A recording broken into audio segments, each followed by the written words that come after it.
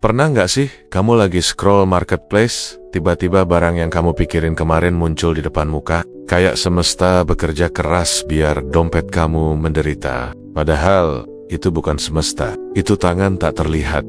Versi modern, alias algoritma yang selalu ngintilin setiap detik. Nah, jauh sebelum kita dikuntit Shopee dan TikTok Shop, ada seorang bapek-bapek Skotlandia berkumis elegan bernama Adam Smith yang sudah ngomongin hal ini sejak ke 1776. Ironisnya, beliau nulis buku ekonomi, tapi sebenarnya dia itu filsuf moral, kayak dosen filsafat yang tiba-tiba jago analisis pasar saham. The Wealth of Nations sering disebut kitab suci kapitalisme, dan jujur pengaruhnya tuh ngeri. Dari harga cimol sampai gaji UMR, semua ada jejak pemikirannya. Di sini kita bakal bedah bukunya, tapi dengan cara yang lebih manusiawi, lebih santai, dan gak bikin kamu merasa lagi ikut kuliah ekonomi jam 7 pagi. Jangan khawatir, jokes bakal diselipkan seperlunya, dan seperlunya berarti ya sekekapnya, bukan tiap 3 kalimat. Selamat datang di dunia yang diam-diam mengendalikan hidupmu. Pernah gak kamu ngerasa hidup modern itu kayak satu ekosistem besar yang udah disetting jauh sebelum kamu lahir? Kayak kamu cuma jalan di lorong supermarket raksasa bernama kehidupan, dan tiap keputusan, dari beli kopi sampai milih kerja, kayak udah ditentukan oleh pola yang kamu sendiri gak sadarin. Don't look, pola itu sudah digambar oleh seorang filsuf abad ke-, Aten, yang mungkin dulu cuma pengen hidup tenang di Skotlandia sambil merenungi moralitas manusia. Yes, Adam Smith, bapek-bopak yang jarang muncul di meme, tapi idenya hidup di tiap checkout marketplace yang kamu lakukan. Smith percaya bahwa manusia punya kecenderungan alami untuk tukar-menukar, entah barang, jasa, atau bahkan ide. Menurutnya, kecenderungan itu bukan cuma soal ekonomi, tapi tentang bagaimana manusia membangun hubungan. Jadi ketika kamu beli nasi Padang, sebenarnya kamu lagi menukar uangmu dengan tenaga, waktu, dan keahlian si penjual. Transaksi kecil itu menyusun jalinan sosial yang lebih besar, pasar. Sekarang, coba lihat dunia modern. Harga barang naik turun macam drama hubungan toksik. Kadang logis, kadang random. Tapi sebenarnya nggak serandom itu. Harga terbentuk dari interaksi ribuan keinginan manusia yang tumpang tindih. Si penjual ingin untung, si pembeli ingin murah, si distributor ingin margin, dan si investor ingin laporan yang cantik. Semua kepentingan itu bernegosiasi tanpa rapat besar. Tidak ada moderator, tidak ada ketua panitia, tapi kok bisa kompak? Sederhana. Perilaku manusia secara kolektif membentuk struktur harga. Adam Smith udah nyebut ini ratusan tahun lalu. Begitu juga soal gaji. Pernah ngerasa gaji kamu nggak manusiawi? Kayak cuma cukup buat nyawa bertahan, bukan berkembang. Smith juga ngomongin masalah gaji dan tenaga kerja. Baginya, gaji bukan cuma angka. Itu adalah refleksi dari keseimbangan antara kebutuhan pekerja dan kebutuhan pasar. Semakin banyak orang butuh kerja tapi lowongan sedikit, gaji cenderung mepet. Semakin langka skill kamu, gaji bisa melambung seperti saham rumor. Dan kalau ngomongin konsumsi, well, itu dunia yang lebih absurd lagi. Smith beranggapan bahwa konsumsi adalah ujung tombak aktivitas ekonomi. Tanpa konsumsi, produksi itu cuma museum barang yang gak laku. Makanya hari ini, semua bisnis obsesif ingin tahu apa yang kamu mau. Meski mengganggu privasi sedikit atau banyak, lucunya, perilaku konsumsi hari ini punya dua wajah naturally human. Kamu beli karena butuh, atau karena sesuai preferensi fully engineered. Kamu beli karena didorong oleh pasar yang membaca tingkah laku kamu, kadang lebih akurat dari mantanmu sendiri. Disinilah ide Adam Smith terasa makin hidup. Dia percaya manusia bertindak dari kepentingan pribadi, tapi aktivitas pribadi itu, bila diakumulasi, menciptakan harmoni sosial, atau minimal struktur yang bisa diprediksi. Ketika kamu pilih mie instan rasa baru, ketika kamu pindah kerja demi gaji sedikit lebih besar, ketika kamu nambahin barang ke keranjang oren, yang kamu lakukan bukan hal sepele. Kamu sedang menggerakkan mesin besar yang Smith coba pahami. Dunia modern mungkin penuh teknologi, data dan algoritma, tapi akar mekanismenya masih sama seperti tahun 1776. Manusia yang pengen hidup lebih baik, dan tanpa sadar, Keputusan kecil mereka membentuk dunia yang lebih luas dari yang bisa mereka bayangkan. Dan entah kamu sadar atau enggak, kamu sekarang sedang hidup dalam eksperimen raksasa yang Smith jelaskan berabad-abad lalu. Kamu bukan cuma konsumen, kamu adalah variabel penting dalam nadi ekonomi global. Kalau dipikir-pikir, agak serem juga ya. Kalau kamu selama ini mikir Adam Smith itu murni ekonom, kayak versi awal dosen makroekonomi yang hobi ngomongin kurva permintaan, well, kamu salah besar. Smith itu sebenarnya anak humaniora banget. Dia bukan tipe orang yang bangun tidur terus mikir, hari ini aku akan menciptakan kapitalisme. Dia lebih kayak orang yang kepo sama manusia. Kenapa kita bertindak begini? Apa yang memotivasi kita? Dan kenapa kita peduli atau pura-pura peduli sama orang lain?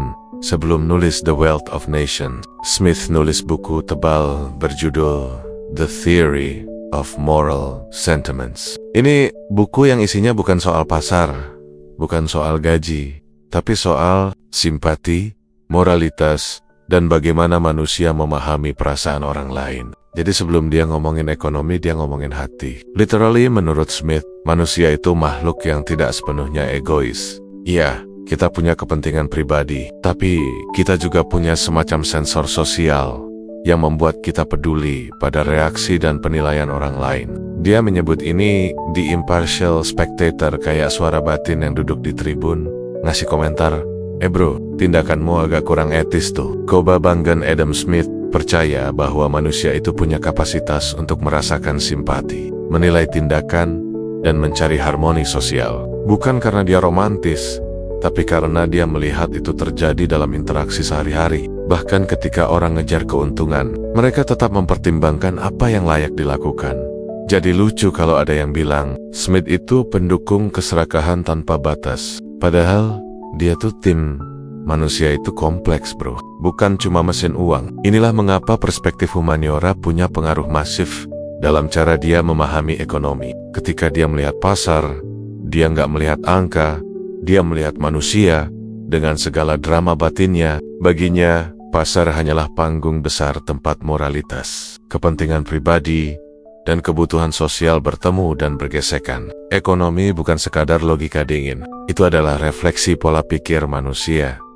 Itu sebabnya konsep seperti division of labor atau invisible hand bukan cuma kalkulasi teknis. Itu adalah cara Smith menggambarkan bagaimana manusia dengan motivasi campur aduk bisa menciptakan tatanan sosial tanpa harus diperintah langsung.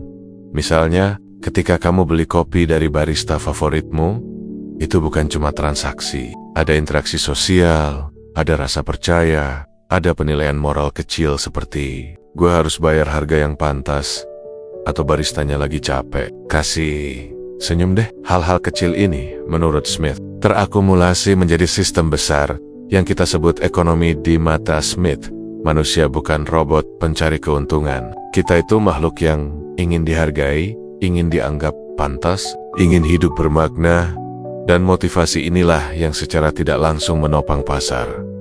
Mungkin ini sebabnya Smith cocok disebut bapak kapitalisme yang berhati lembut. Dia ngerti bahwa manusia punya sisi gelap, tapi juga punya keinginan untuk melakukan kebaikan. Ekonomi versi Smith itu bukan instrumen kekuasaan. Itu mekanisme sosial yang muncul dari interaksi moral antar manusia. Makanya ketika kita bicara kapitalisme hari ini, seringkali yang hilang adalah sisi humaniora yang sebenarnya jadi fondasi awalnya. Dunia modern mungkin ribut soal cuan, tapi Smith mengingatkan bahwa sebelum cuan, ada moral. Sebelum pasar, ada manusia. Dan disitulah kejeniusan Smith.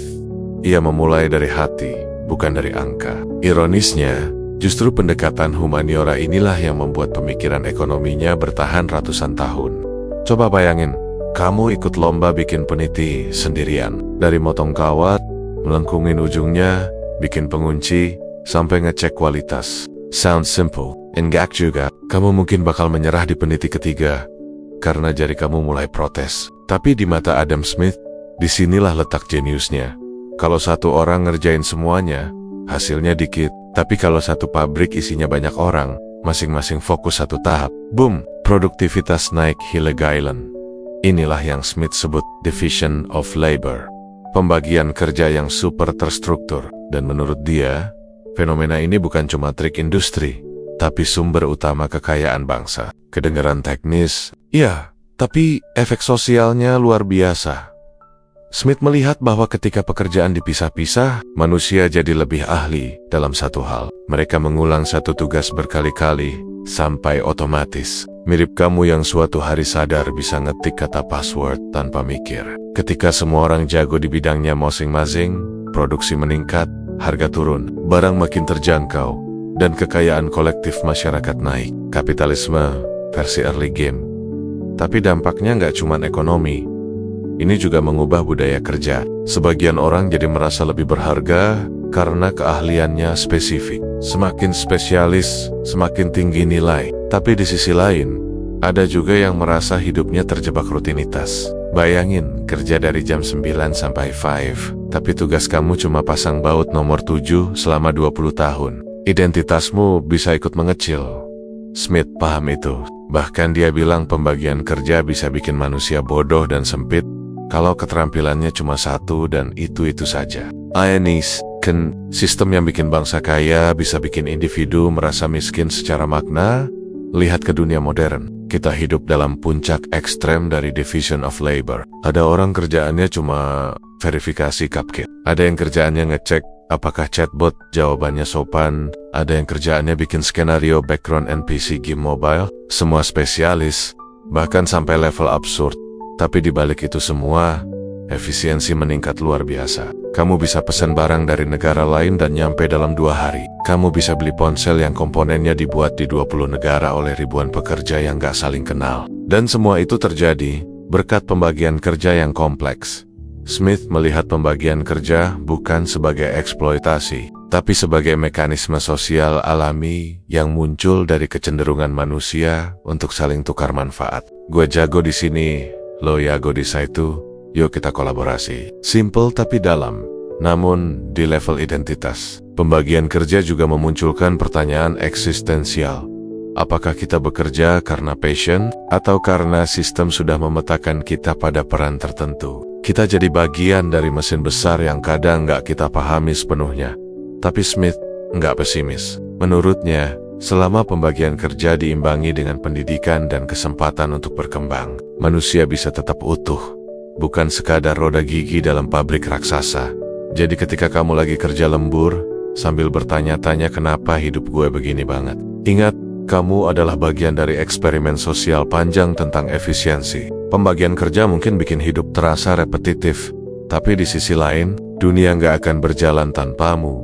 Smith ingin kita memahami bahwa kekayaan modern bukan muncul dari emas atau tanah, tapi dari cara manusia mengatur kerja, membangun spesialisasi, dan menciptakan jaringan produktivitas yang saling terhubung. Dan disitulah letak keajaibannya.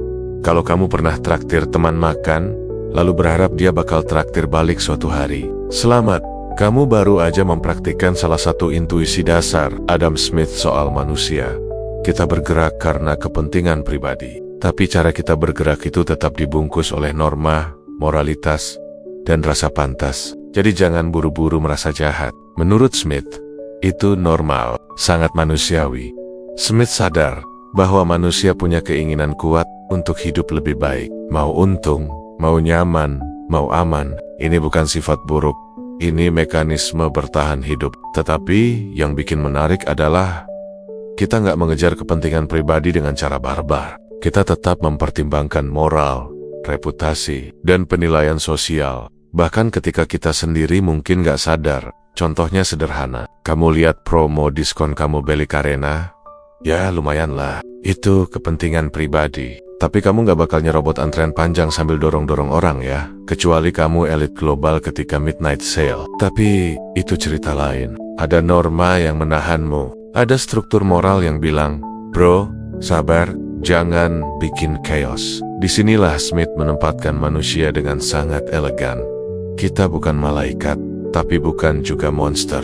Kita makhluk yang mencari keuntungan, tapi dengan cara yang tetap ingin terlihat baik dan bisa diterima orang lain. Smith menyebut bahwa dalam diri manusia ada 2 kekuatan. Self-interest, dorongan untuk memperbaiki kondisi diri, moral sentiments, keinginan untuk tetap dihargai, dipandang benar, dan bertindak sesuai standar sosial.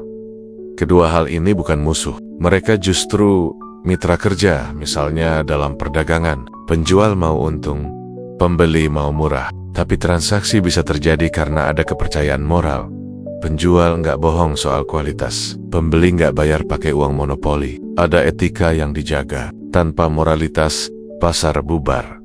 Yang menarik, Smith menekankan bahwa kita tidak berbuat baik karena cinta altruistik murni setiap saat. Kadang kita berbuat baik karena ingin diterima, ingin dihargai, atau karena tindakan itu menjaga reputasi. Tidak idealis, tapi realistis, pasti. Coba refleksikan diri sendiri. Kamu bantu rekan kerja karena kamu peduli, iya. Tapi kamu juga tahu dia akan membantu kamu suatu hari. Kamu kerja baik karena itu membangun citra profesionalmu. Kamu jujur karena hidup jadi lebih gampang kalau orang percaya sama kamu. Semua ini campuran antara moral dan manfaat pribadi. Smith melihat bahwa justru kombinasi inilah yang bikin masyarakat bisa berjalan tanpa harus dipaksa dari atas. Jika manusia murni altruistik, dunia akan utopis tapi rapuh. Jika manusia murni egois, dunia bakal chaos. Kita berada di tengah-tengah, dan titik tengah itu menciptakan harmoni sosial yang lumayan stabil. Smith percaya bahwa struktur moral masyarakat, tradisi, nilai, keadilan adalah pagar yang memastikan kepentingan pribadi tidak berubah menjadi keserakahan destruktif. Kepentingan pribadi itu mesin, tapi moralitas itu setirnya. Mesin bikin kita maju, setir memastikan kita nggak nabrak trotoar dan masuk berita pagi. Dalam dunia modern, logika ini tetap hidup, mulai dari pengusaha yang jaga branding supaya tidak dihujat netizen, sampai influencer yang bilang, ini aku rekomendasikan karena bagus banget, padahal juga mikir komisi. Mereka tetap bergerak dalam koridor moral publik pada akarnya. Smith ingin kita melihat bahwa manusia tidak digerakkan oleh kebajikan murni, tapi juga bukan makhluk egois tanpa kendali. Kita adalah campuran kompleks antara ambisi pribadi dan kesadaran moral. Dan justru karena kompleksitas itu, sistem sosial, termasuk ekonomi, bisa berjalan dengan cukup harmonis. Jadi, kalau kamu pernah merasa gue bantu dia, tapi gue juga berharap keuntungan praktis dari itu, jangan merasa berdosa. Adam Smith sudah mengantisipasi itu. Sejak abad ke-18, kita semua manusia yang berjalan mengikuti kepentingan masing-masing, tapi tetap berusaha tidak kehilangan akal sehat dan nilai etika. Dan disitulah letak keindahan. Moralitas versi Smith bukan sesuatu yang memaksa, tapi sesuatu yang membimbing. Bang Genjini lo, lagi di pasar, mau beli cabai, telur, atau roti. Nggak ada yang nyuruh tukang sayur harus buka jam berapa, petani harus panen kapan, atau pedagang harus naruh harga segini. Tapi entah gimana, semuanya nyambung. Barang ada, harga ada, dan transaksi jalan. Nah, fenomena yang kelihatannya biasa aja inilah yang Adam Smith gambarkan sebagai tangan tak terlihat, tapi penting banget untuk digarisbawahi. Ini bukan kekuatan gaib, bukan mantra ekonomi, dan bukan roh pasar yang bersemayam di balik etalase minimarket. Tangan tak terlihat itu cuma metafora buat menjelaskan bagaimana koordinasi sosial bisa terjadi tanpa ada komando pusat. Nggak ada raja pasar yang ngatur setiap langkah. Yang ada hanyalah individu dengan kepentingannya masing-masing. Penjual mau untung, pembeli mau hemat, produsen mau barangnya laku, dan dari interaksi yang tanpa acak itu muncul pola yang teratur.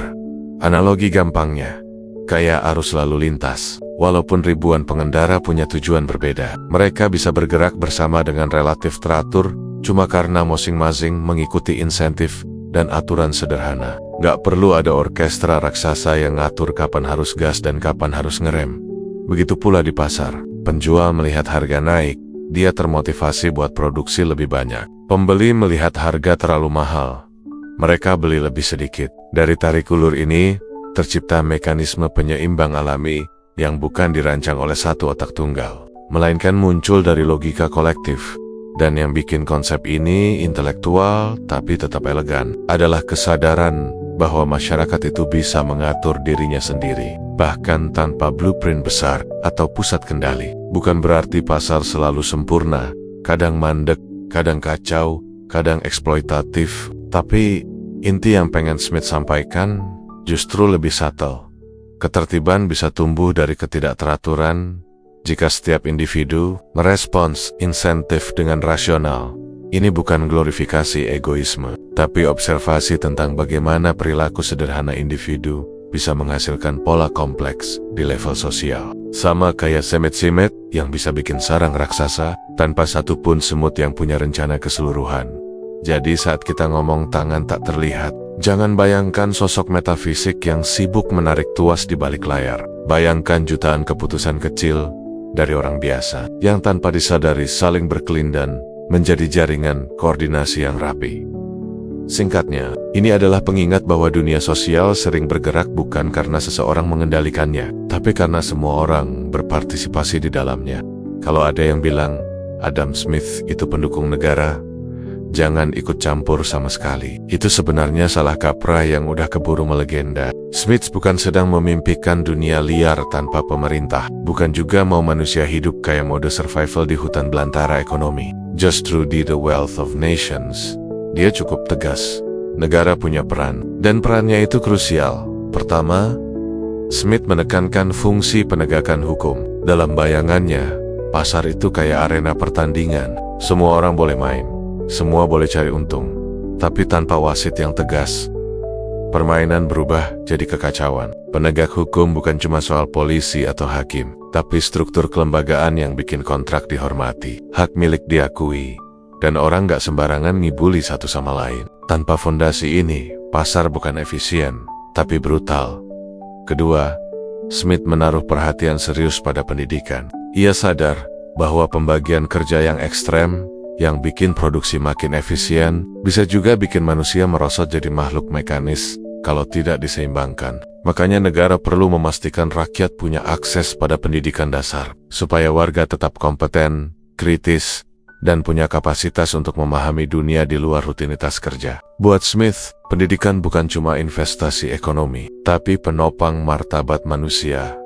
Ketiga, ada peran negara dalam infrastruktur publik. Ini yang sering dilupakan. Banyak proyek besar, jalan, jembatan, kanal, pelabuhan, gak mungkin dikerjakan individu atau perusahaan kecil karena biaya dan risikonya terlalu besar. Tanpa infrastruktur, perdagangan mandek dan pertumbuhan terhambat. Negara hadir bukan untuk memonopoli segalanya, tapi untuk menyediakan fasilitas yang memungkinkan aktivitas ekonomi berjalan lebih lancar. Ibaratnya, negara membangun jalan tol supaya masyarakat bisa berlomba tanpa harus buka hutan sendirian. Jadi, di mata Smith, negara itu bukan hantu otoriter, tapi juga bukan penonton pasif. Ia lebih mirip arsitek kerangka dasar, memastikan panggung sosial tetap stabil, aman, dan fungsional agar masyarakat bisa beraktivitas secara produktif. Negara bukan pengatur setiap detil kehidupan, tapi penjaga ekosistem agar kebebasan tidak berubah menjadi dominasi yang lebih halus dari para pemain kuat yang menarik. Smith paham bahwa pasar punya dinamika alami yang kuat, tapi dia juga realistis bahwa tanpa struktur kelembagaan, tanpa pendidikan yang merata, tanpa infrastruktur yang memadai, pasar tak akan menghasilkan kesejahteraan yang berkelanjutan. Dalam bahasa sekarang, Smith mengajak kita melihat negara dan pasar bukan sebagai musuh bebuyutan, tapi sebagai dua institusi yang harus saling menopang. Jadi kalau ada orang yang mengutip Smith untuk membenarkan gak usah ada negara, jelas itu bukan Smith yang asli. Itu cuma versi karikatural yang dipelintir. Smith justru menawarkan resep sederhana, namun elegan. Biarkan masyarakat bergerak bebas, tapi pastikan negara menjaga fondasinya tetap kokoh.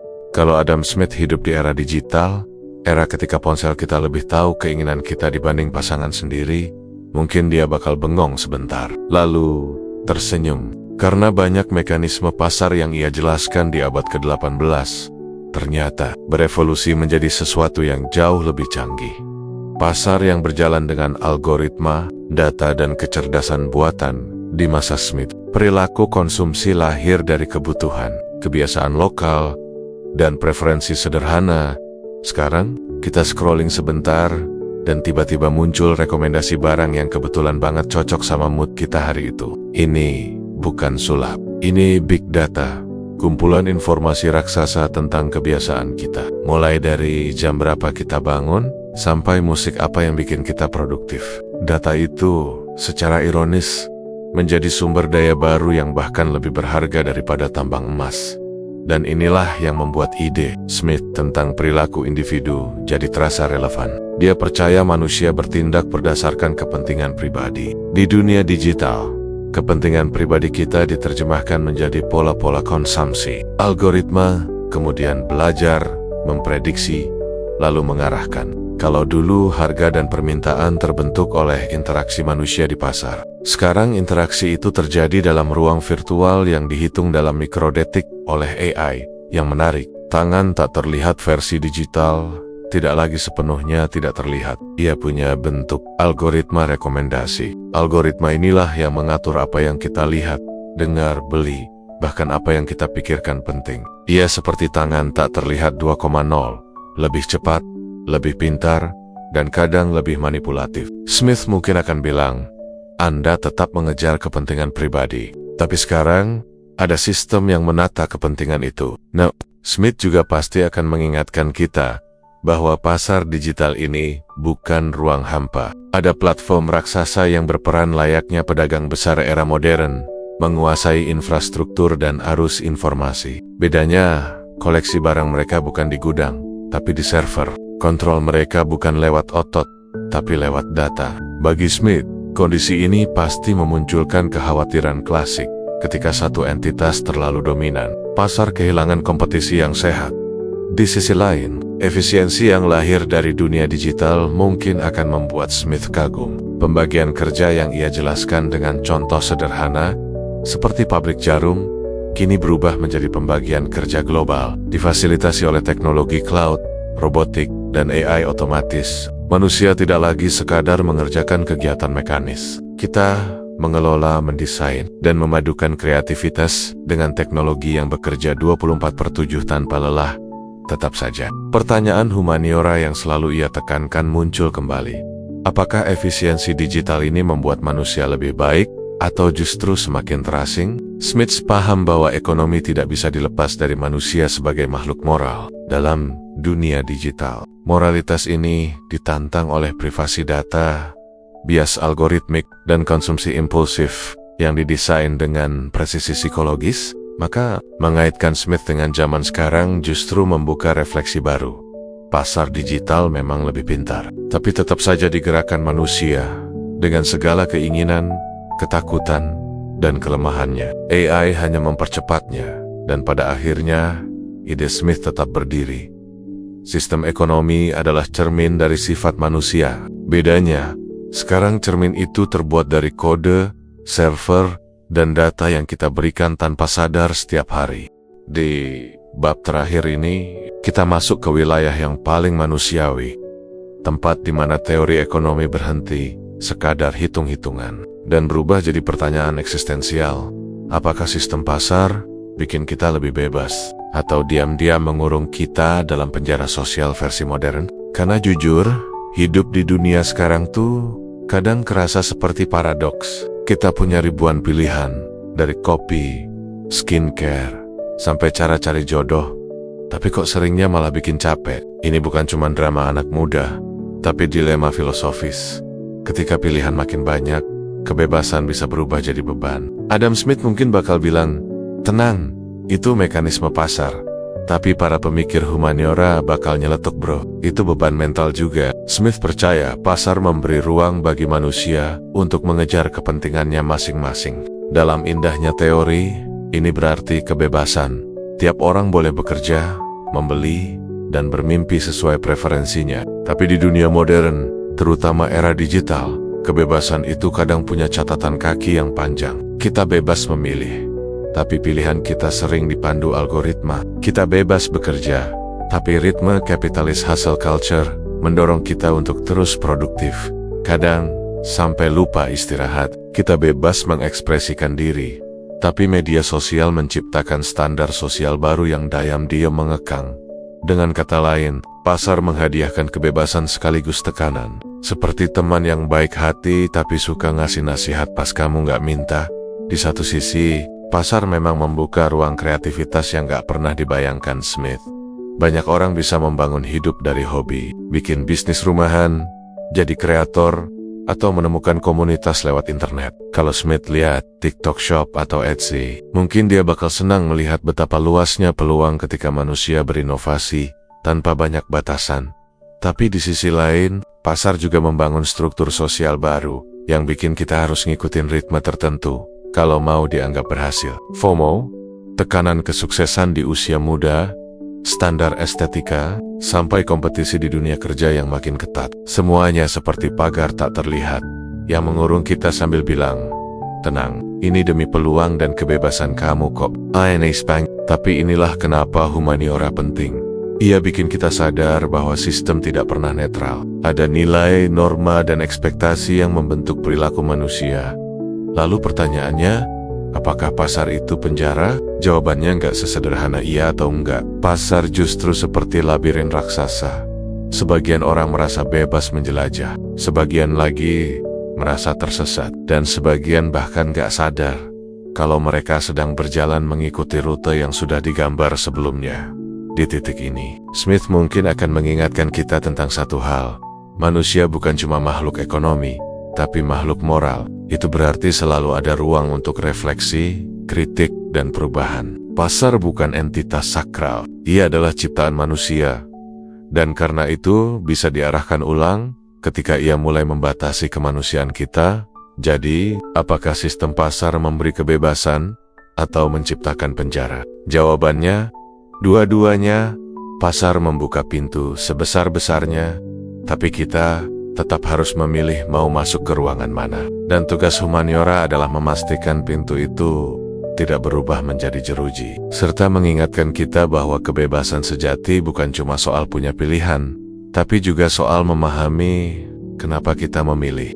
Kita baru aja ngulik The Wealth of Nations dari sisi yang jarang dibahas, sisi humanioranya. Mulai dari bagaimana ide Adam Smith hidup di keseharian modern, harga, gaji, sampai cara kita belanja, sampai gimana moralitas, simpati, dan kepentingan pribadi membentuk sistem ekonomi yang kita hidupi tiap detik. Kita lihat pembagian kerja, tangan tak terlihat, peran negara, sampai pasar digital dan algoritma yang kadang lebih tahu diri kita daripada kita sendiri. Kalau kamu suka cara kita bedah teori ekonomi dengan gaya nongkrong, tapi tetap berbobot dan bikin mikir, jangan lupa subscribe, kasih like, dan tinggalin komentar buat ide gila yang mau kita bahas bareng. Di channel ini, pengetahuan berat selalu disajikan dengan santai, tapi tetap tajam. Pada akhirnya, pasar itu bukan monster atau malaikat.